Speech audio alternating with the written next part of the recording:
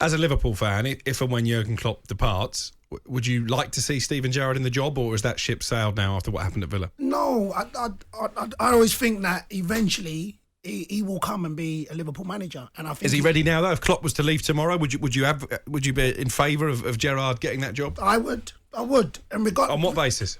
Because I believe he knows the club inside and out, and I do believe that you're a product of your experiences. And he experienced well at Rangers, didn't experience so well at Aston Villa, and then you just take a bit of both, and then you learn going forward. Well, you know what, the good times and the bad times. So for me, I couldn't say, oh, you know what, I don't want him at Liverpool because he didn't succeed at Villa, just because you've seen managers and players not succeed at one place and succeed at another. So I would still be for it. I think it's an education and a process that he's still going to go through, so I would.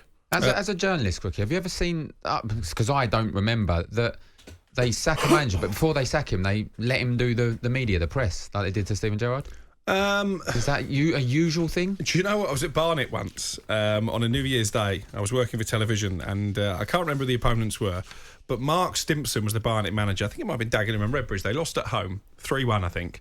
And he came in to do his press conference, and I'd seen the chairman of Barnet had walked into the media room just before, tapped him on the shoulder. They had a conversation.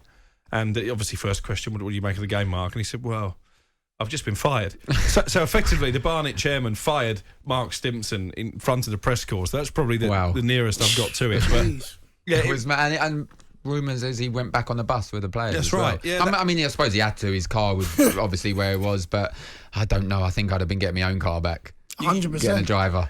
I always say you can read a lot into the relationship between a manager and the hierarchy when they are fired by the statement. And I mentioned this when it came to Middlesbrough and Chris Wilder. It was quite a short, sharp 2-paragraph statement when he left. You look at when Bruno Lage was fired by Wolves, and there were quotes from the chairman saying what a good guy he is, what a good coach he is, and how disappointed he is to have to make this decision. The Gerrard statement from Villa was pretty brutal. Nobody put their name to it. There was a quote from a club spokesperson. It was 2 paragraphs. That, to me, suggests that maybe all was not well with Steven Gerrard in the hierarchy for some time.